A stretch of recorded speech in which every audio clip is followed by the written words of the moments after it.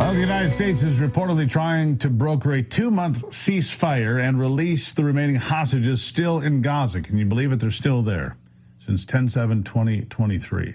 However, Hamas has denied agreeing to this unless some demands are met. Hamas representatives stated that they would want a ceasefire to lead to a permanent end to the war. And with the lives of the remaining hostages at stake, all sides are in a predicament. While reports are still coming, U.S. Special Envoy Steve Witkoff is said to be involved with this negotiation, all while Israeli forces have a new unit mobilizing in Gaza. And with that, we can only hope that a ceasefire is successful and sometime soon.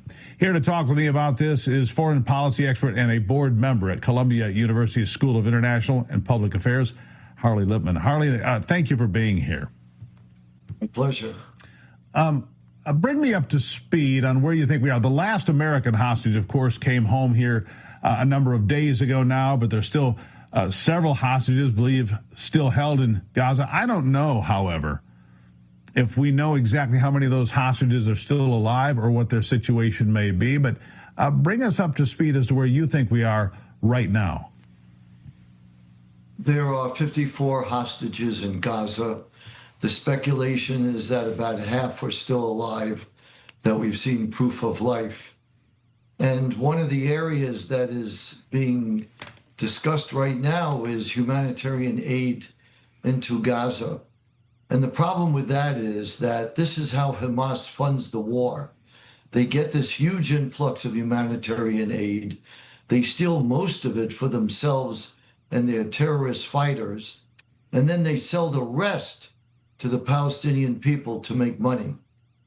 And by keeping this going, it only prolongs the war.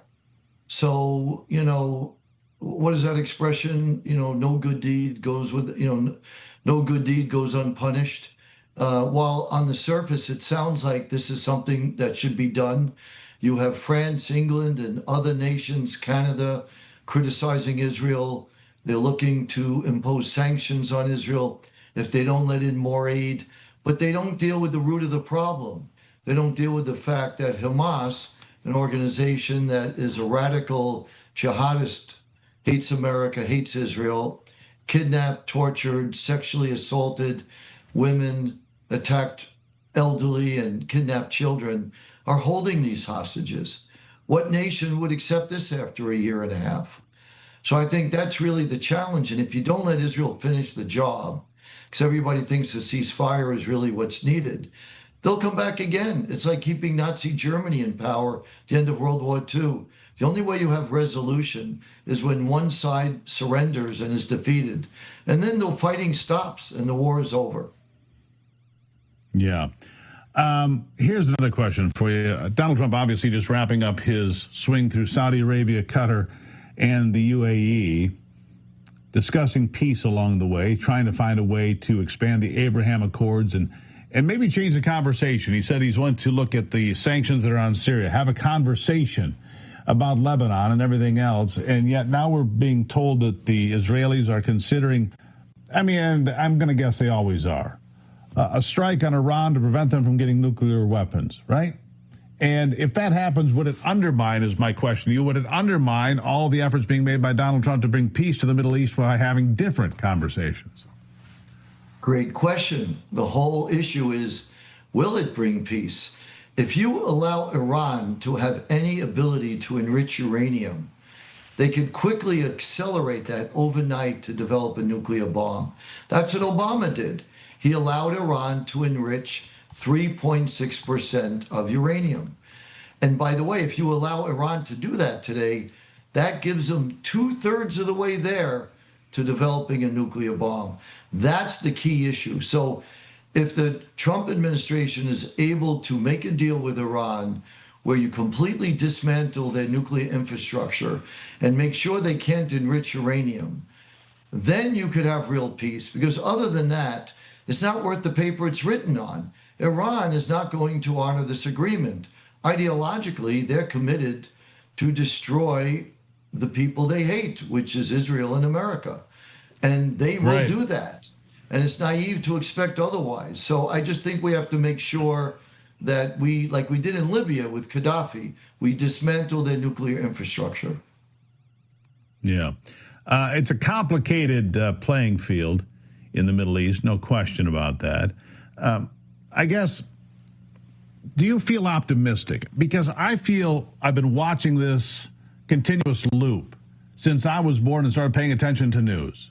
There's war, and then there's peace, then there's war, and then there's peace. And that's why Donald Trump disrupting that cycle, or attempting to me, brings me a bit of optimism. Not a lot, but a little. I think that the fighting could continue, but at least we're trying a different path, at least for a short time.